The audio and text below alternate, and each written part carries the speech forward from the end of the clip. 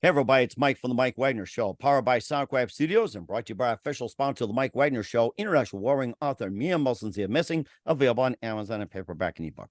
We're here with a terrific gentleman who's an author and science fiction writer in Ashburn, Virginia. He was also a former reporter for the Washington Post, winning numerous awards. He also worked with Society for Human Resource Management, or SHRM, also the AARP, a nation's business magazine. And also he has a new book out, which dives deep into the world of AI. That's been a very hot button subject and make us ask, what would the world be like if AI took over? And thus also follows the story of a lady finding herself in a distant planet with 6 others on AI, sharing the list of the task of saving humanity. And it's after an apocalypse. Could that happen? What do we do? We'll find out just 1 minute. Live, ladies and gentlemen, from Plus Studios in beautiful downtown Ashburn, Virginia, the author and science fiction writer, former reporter for Washington Post, and more. Ladies and gentlemen, the multi-talented Steve Bates. Steve, good morning, good afternoon, good evening. Thanks for joining us today and talk about the book, Castle of Sand. Thank you, sir. Well, it was a fun book to write, even though it's kind of a difficult, if not grim, topic, looking at the potential demise of the human race. But something we have to think about. It's something we have to think about in the short term when it comes to AI, because of the potential for the genie to get out of the bottle, for us to lose control of what can be a marvelous collection of resources. Artificial intelligence already helping us marvelously in the area of healthcare, a lot of potential for the business sector, for government, for everyone. But how do we make sure it does what we want it to do? We see a lot of people in government in the US and especially in Europe trying to really get a handle on things, working with the tech sector. I think the biggest problem is that private industry is driving the AI revolution. Everyone wants to make sure that they're at the forefront of whatever the money-making opportunity is or the world-changing opportunity. And so it's going to develop faster than government and even society could really keep up with. So in a way, we just almost have to hope and pray and trust that the folks who are developing AI keep enough of a handle on it so that it doesn't get out of our control. So that's going to be the story in the next few decades.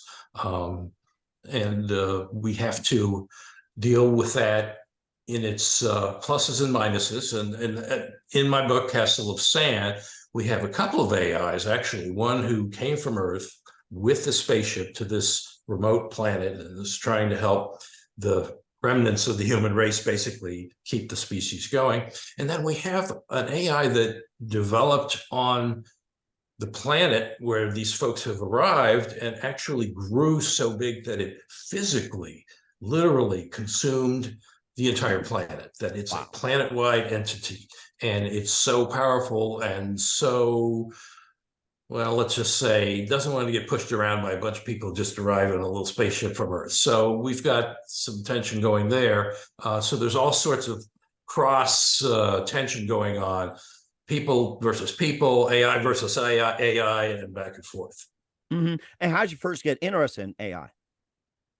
Well, it's kind of inevitable if you're writing science fiction. I mean, I read a lot of nonfiction. I read a lot of science books. I read a lot of cosmology.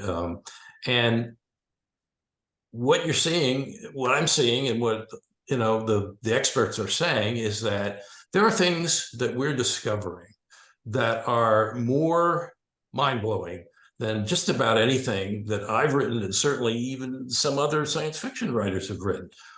For example, we're learning that some people say these new quantum computers that are being developed and will soon put our old computers, leave them in the dust, might actually calculate so much faster than these computers because they are running their calculations in multiple universes at the same time. Wow.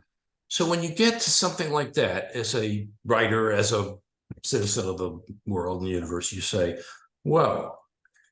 So there may be other universes. We may not be able to see them, but we can be already influenced by them. We know that some subatomic particles that make up our whole world and universe are popping into and out of our universe, seemingly at random. So there's stuff going on here that is just mind-blowing. And artificial intelligence is helping to discover this, to embrace it and use it. And it's like we may be already at a point where we're just not even going to be able to understand what some of these machines are able to do because they're teaching themselves. They're poring over the internet and everything humans say, do, and think about, all the data that they have access to. I mean, they're taking, not me, but some other writers, they're taking all the words these people have written, mushing them together, sorting them out, spewing them out in new books and putting out books under people's names that those people do. Really? So it's like they're writing pretty much their own books, like using our conversation, like as we speak, or in emails. You go to Facebook, Twitter, instant messaging, even textbooks. They can take that and create a book about us or whatever without knowing. Yeah, really. I haven't caught them setting up a podcast yet, posing as anyone else, and it's obvious. I could swear that I'm not an AI because I would not be running around with as little hair as I have. But how do you really know, Mike? Come on, you don't know. Right. Yeah, I truly believe you. It's like, I mean, if you're an AI, you're like bloop, bloop, bloop, just like you see like on the like that there's interference coming in, like you watch on TV your favorite game, and all of a sudden it's like you see like that, and all of a sudden you're like, I'm talking like that. So I mean, if you're AI, you'd be experiencing malfunction by now. Yeah, well, I'd be sleeping better, and I'd be wouldn't be as overweight. But here's the thing. AI, as I said, it's already learning. We've set it up so that it can do certain things, it can learn in certain ways. From the other side of the spectrum, people are augmenting their bodies, with machinery, missing limbs, damaged nerves. We're just scraping the surface of what, implants and mechanical devices and computer chips in our brains can do. Is it so impossible, I'm just throwing this out there, that there could be some sort of convergence between artificial intelligence and humans? And the reason I ask this is because we know that AI is going to happen. It can't be stopped. AI could not have been created without intelligent organic beings, humans or something similar. I don't think that humans could survive without finding a way to coexist with AI. So some sort of merger, it's not inconceivable to me.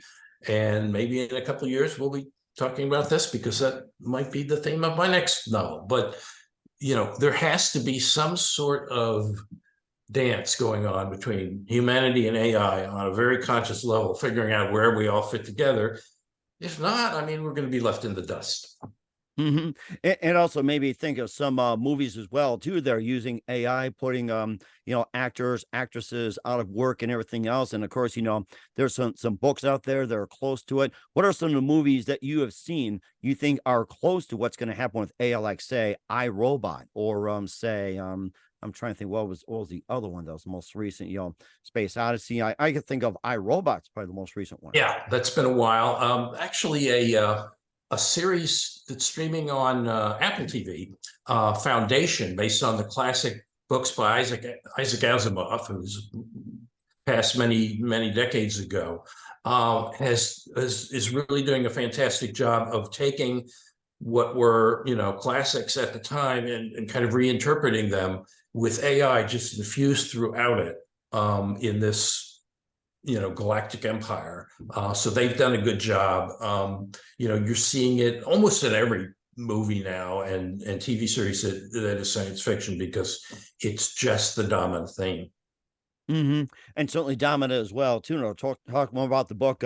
Castle of Sand with Steve Bates in just 1 minute. But first, listen to the Mike Wagner Show at the MikeWagnerShow.com, powered by SonicWeb Studios. Visit online at SonicWebStudios.com for all your needs. Look at a professional website without breaking your budget. SonicWeb Studios is the answer.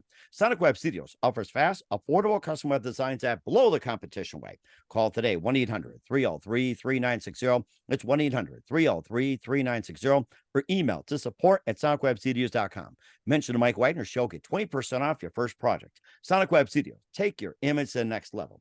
Also, time to official shout out for official sponsor of the Mike Wagner Show, international warring author Mia Molson-Zia. If you love fast-paced mysteries, you love Missing by Mia Molson-Zia. Available on Amazon in paperback and ebook. Missing is fast-paced and intriguing with an unforgettable twist. Takes place in 4 countries, 2 strangers, 1 target, where truth is illusion and those you love will be the first go missing. It's available on Amazon in paperback and ebook. Missing by Mia Molson-Zia has got great reviews. And Eve 11 enjoys by Howard celebrities, including Joanna Cassie, Forge Riley, and Munoz. So grab your copy today for it goes Missing by Mia Molson-Zia, available on Amazon. Also, check out the Mike Wagner Show at the MikeWagnerShow.com and over 40 podcast platforms. Heard in 100 countries, including Facebook, SoundCloud, Spreaker, Spotify, iHeartRadio, also Apple, Odyssey, BitChute, Rumble, YouTube, LinkedIn. Make sure you subscribe, along with Anchor FM, Spotify, more. Make sure you take us with you on any mobile device. And for great gift ideas, go to Amazon.com. Check out the Mike Wagner Show podcast. T-shirts, pop sockets, throw pillows, tote bags, hoodies. Makes great gifts 24/7. Go to Amazon.com. Check out the Mike Wagner Show podcast. And for more great gift ideas, go to Amazon.com/Mia Molson-Zia for great books like Missing, Once, and Wrinkles. Also T-shirts, pop sockets, hoodies, phone cases, and more. Amazon.com/Mia Molson-Zia. Check it out today. And support the Mike Wagner Show on Anchor FM, PayPal, and the MikeWagnerShow.com. We're here with the author of Castle of Sand, Steve Bates, here on the Mike Wagner Show. And he also wrote some books like Back to You, The Seeds of Spring, lessons from the Guardian or so, and or Garden, I should say. And then you also did some blogging. Tell us more about that. Well, yes, I've been around the block. I've found that the urge to write is just part of my DNA. So it's kind of a bad day when I don't write something, even if it's just rewriting a little something or, gosh, a thank you note or something. But yeah, those of us who write are always trying to get a little better every day. And the only way you can do that is by writing and writing some more. And well, that's one way. The second way is to read and reading and reading and reading, because you think you've seen it all. You think every time you pick up a book, well, that's like so-and-so's book, or that's like so. No, there's always something you can pick up from a book, a short story, even some TV shows, not all, but podcasts certainly. And by the way, I've got to get me one of those pillows for sure. But, well, you know what? I can send you a link on that too if you want to talk to your publicist or somebody. oh yeah, that can be done, no problem. I want to make sure AIs don't send you. It'll be sent by a real live person from Amazon. Okay, I'll see to it. Yeah, because I'm okay with AIs coming around, and as long as they are pretty honest about it. I've there's politicians that come around all the time trying to get votes, and I think some of those are robotic entities, but we won't get into that. Oh, right? Yeah, or it's just like they think they come out of ballot boxes, electronic boxes, or anything like that, or just or maybe like a little MP3 or chipper saying and ask a certain question and all that, and of course you can thank Chat GPT too. So yeah. I mean, I don't use intentionally a lot of these chatbots, but when it came time to produce a cover for my book, I had an idea, and I found an artist in Canada who uses AI to help her create book covers. And it was one of these brand new devices. So it was my idea, discussed it with her. She plugged in the information into the program. It produced an image or a bunch of images. She manipulated it and fixed it to the way she and I wanted it, and we came up with a cover. And it's like, I think there's some, I don't know, karma there. You're writing about AI, but AI is helping you. So yes, we have to look at AI as a partner. It just has to be a partner we can trust, and that's going to be the trick. And it sounds rather tricky as well too, and that'll be taking time, technology, and just about everything. Like I can think of the advantages, advents of radio, TV, and especially the internet. It's like you have this really powerful thing, but who knew how you could harness and taking years and everything like that. And plus, you did some writing as well too, and your work paid off, especially winning numerous awards with the Washington Post. Well, yeah, it was a time when I needed to be sticking to facts, and I did that as long as I felt that it was keeping me fresh and mobilized and energized. And the time finally came when it was like all this science fiction I've been reading and loving for all these years, it just kind of wanted to kind of break out. And so I just sort of put behind the news business, started writing science fiction. The first ones weren't great, but I kept working at it, took some classes, and the biggest problem was actually just reprogramming my mind from regurgitating facts and, trying to make them a little bit, understandable and telling people directly what's going on, to this sort of indirect kind of using characters and the scenes and situations to produce not just information, but, emotion, longing, desire, surprise when you see that so-and-so isn't really dead or is really an AI instead of a human being. So, I'll probably always be doing that no matter how long I stay at this craft. And, it's just fun to use different parts of your brain, parts of your personality to come out and just sort of pour them out onto the page. That's really interesting too. And do you think AIs will do just as good a reporting, better reporting? You think they'll fall short if they tried, covering for the Washington Post? Well, AIs are already writing news articles for newspapers and wire services. It's primarily at the moment very routine things. An announcement, from a business that it's acquiring another business, that it's adding a product line. The results of a sporting event that, are not, it's not the big game of the week. It's just some, maybe even a high school game in your area where they get the data, write it up, the so-and-so Falcons won 8-4 with 3 home runs and a wonderful pitching performance by so-and-so. Machines can do that. They can do it well. How far they can take this, I don't know. But between the fact that, print media is struggling, compared with video, movies, TV, and other forms of entertainment, video games, has been struggling, and it will continue to. Newspapers and other, print publications are going to have to continue to cut corners, save money, and find a new way to relate to people directly. So they're going to use AI, whether, they might have to bite their tongue while they do it, but they're going to use it. And do you think you get to the point where it's like, former writers who used to write are pretty much out of the job? Do you think there'll be room for, like, say, working for AI companies with AI companies, or simply just, maybe do like, a different type of writing? Maybe that to be out of the field or something.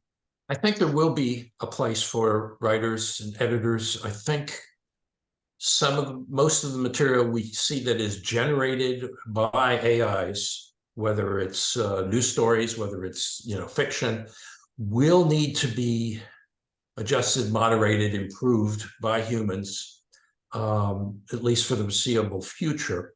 And we have seen revolution, the Industrial Revolution. We've seen all sorts of changes in economies that technology has created over the years. The AI, is the latest in a series of them. When the internet was created, when new technology comes around, jobs disappear, but jobs are created. So some people will lose their jobs. Other people will be able to get a job they wouldn't ordinarily get. Now, the people who lost the jobs won't necessarily be able to be trained for those other jobs. But if you could look long term, you could see that, whenever there's a disruption in the economy, there's always an opportunity for some people who are able to grab it. So long term, I think it won't be that impossible to think of the fact that we'll be working with and maybe for AIs. But yes, the creative element,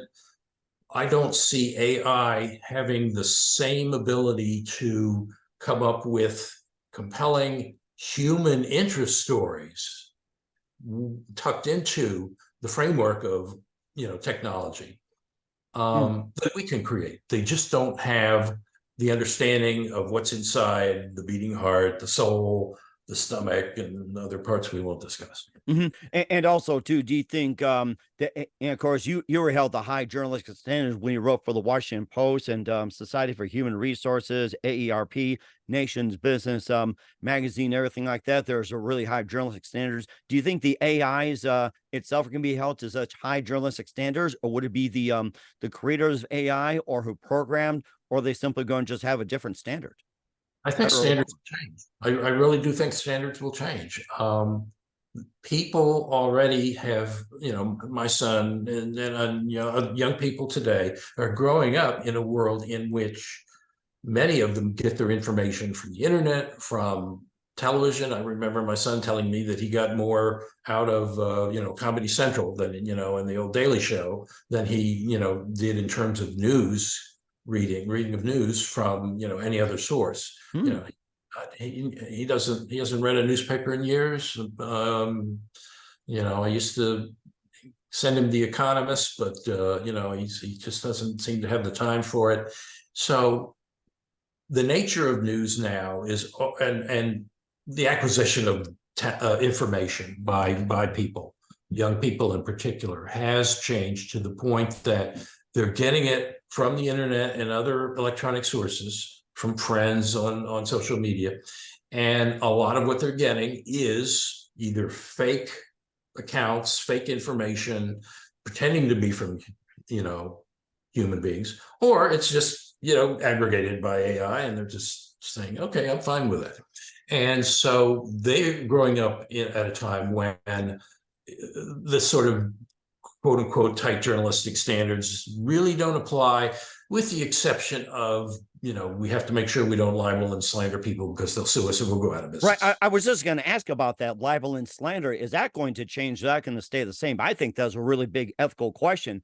You know how it's like, like say you write somebody about erroneously or actually like, so and so's a fink and all that, and then you turn on and get sued. With the libel with AI, it's like, is that standards going to change? I was going to Well, ask about that. yes, people are going to be facing some huge penalties in civil and maybe even criminal courts for the flaws of the material that is produced by an AI, because no AI is buying websites that I know of and putting this information out there. It's all businesses using AI and making money from AI, as far as I know right now. So these people are liable. So yes, they have to be careful. But until a lot of them get sued for a whole lot of money for what AIs have written, they're going to push the envelope until they get, their fingers smashed by some giant ruler in the sky. or finger smash while on their keyboard. That could happen too. So There you go. and of course, speaking of various things coming out of the sky, potential apocalypse, we'll be talking about Castle of Sand with Steve Bates in just 1 minute. You listen to the Mike Wagner Show at the MikeWagnerShow.com, powered by SoundCloud Studios, and brought to you by official sponsor of the Mike Wagner Show, international warring author Mia Molson Missing. We'll be back with author Steve Bates of Castle of Sand after this time. We're back with author Steve Bates of Castle of Sand here on the Mike Wagner Show, and talk about experience with the Washington Post and some of his previous books, Back to You and more. Getting back to Castle of Sand as well, too, that it dives into the deep world of AI. We've gotten into that and makes us wonder what it'd be like with AI. And now comes a particular story about a lady finding herself in a distant planet with 6 others and an AI that's sharing the last of what saving humanity after an apocalypse.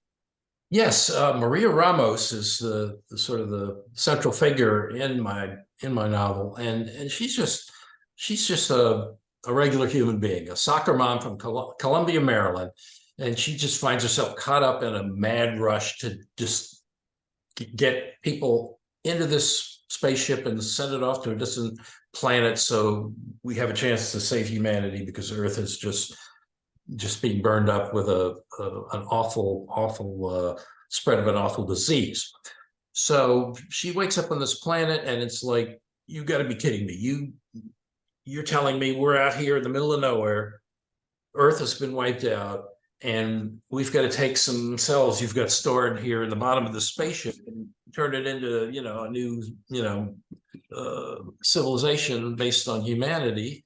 And it's like, are you kidding me? And she and the others who are given this task by this AI named Hubert, some of them say, okay, well, why not? What do you got to lose? Let's give it a shot. And others are saying, hell no. Now, if we can create antibodies, I want to be, my mind has to go into those bodies. I don't care about humanity. I just want, to be able to, feel this wind on my face and eat a cheeseburger again. Even if I'm right. I'm hungry for one night now. You mentioned it. assuming we can build a McDonald's on this place. So Why not? you've got, just a few individuals and an AI, and then they discover that they're not alone on this planet. There's this planet-wide AI that is not too happy that they're there. There's a native race that is also not that happy that they're there, and they're fighting among themselves. So really, there's a lot of things that are going badly. Oh my gosh. You can imagine. But Maria is just sort of becomes the central, like, okay, let's get this done. That's her thing. She never asked for this, never imagined that anything like this would happen. But it's like, let's get this done. And so she just decides that she's going to try and make this happen. And,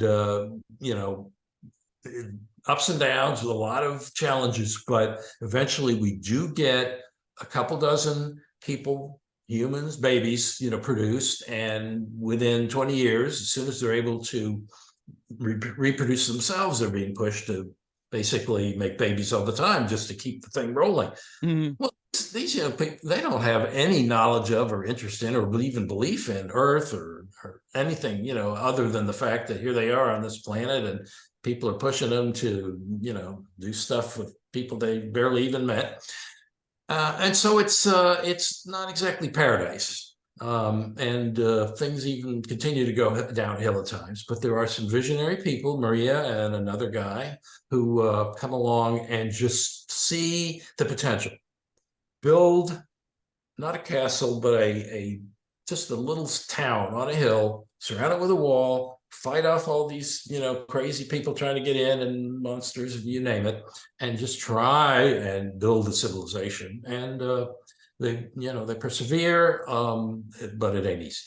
And do you think with the storyline, do you think that's tied along the lines where, let's say Christopher Columbus, comes to America, discovers and gets encounters like, hostile Indians and all that, or even like say, first settlers coming from England coming to America, met with some friendliness and some resistance. Do you think it's along those lines, or is it something a little different?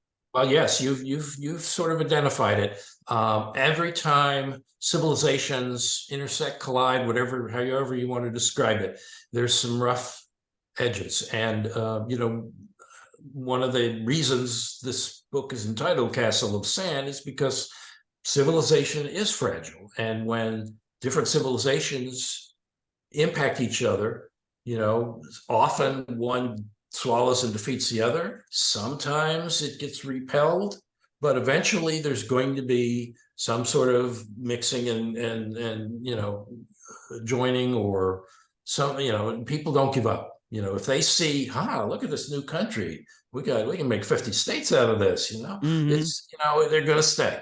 So these are some of the most awkward and difficult transitions that there can be on Earth's history and anywhere else. And, my point is that, these civilizations really are fragile. Everyone can kill themselves off, and, what good will all the great things we've done be if there's no one around to, enjoy the fact that we, created some of the marvels of the universe, like automatic garage door openers, Yes, that's right. And of course, maybe even like, planting, growing corn, or, raising cattle, finding water, oil, or anything like that. What about some of the couple examples from the book, where you see like this, one's conflict and the other can be like, hey, we can work together on it. So just a couple Yes. examples. Yes, Really small there's ones. in the sort of the middle section of the novel, the first generation and second generation are established, and so we've got people as old as about 40, and so we've got a range of people through there, and they have basically limited their home to a few acres around the remains of the spaceship. They have continually kind of moved out onto this, the lowlands there, but they're taking territory away from the native population, who sort of tend to stay away up in the jungle areas and in the hills. Inevitably, a leader of these natives decides we have to wipe out these humans. We have to wipe them out, throw them off our territory. That's it. So we're going to war. While this is building up, and as the battles are about to happen, one of the human descendants and one of the native teenagers, both teenagers, encounter each other by accident up in the hills while they're out scouting, hunting, whatever they're doing. And of course, they don't speak the same language, but they're just so curious that they just kind of sit down and just kind of point at each other and trade words and names and stuff. And they start to meet regularly, don't tell any, their parents or families or friends what they're doing. And before long, that connection and they learn each other's language a little bit. That connection actually helps diffuse an all-out war. Even though, their parents and families are very upset that they've been meeting with the other side. But, as much as they're different, they're not different enough that they can't and shouldn't get along. But we see in human nature, in Earth's history, and our country's history, people are very hesitant to just sort of welcome people from another country, another planet, you name it, but next door, I don't even talk to my neighbors because they just, they have their own lives and we have ours, and that's fine. On one side, the other side, It sounds like today's society, it seems like. yes, exactly. So this is kind of a parable of today's society. It's out on this planet, and I did not shy away from getting into some of the social and even political aspects of what it's like when two peoples really have to work together instead of kill each other off. But it ain't easy. They manage, but it wasn't easy. And certainly did too. And what can and what do you want readers to get out of the book? Basically, what it means to be human is not that easy to define, and it might be changing. Age of AI is going to really change what it means. We're going to be working in the best case scenario in tandem with artificial intelligence that is going to be very smart in some ways, but it's not going to be the same smarts that we have. We think differently. We always think differently. So we're going to have to deal with what is in effect an alien race in AI. So I want people to think about, can we accept this future with AI? Because really, we don't have a choice. We don't have an alternative. We're not going to just wipe it out. We're not going to defeat AI. We're not going to stop it from happening. It's too late for that. So can we find a way to just, cautiously, carefully get along? And I think that's really important as well too. And where can we find the book at, Steve?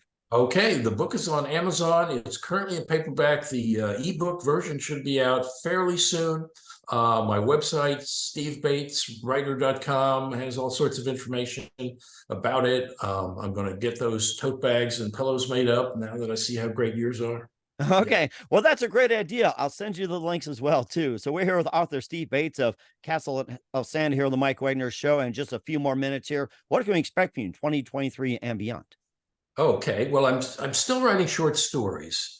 I do those because I still have a fairly short attention span for my days as a journalist.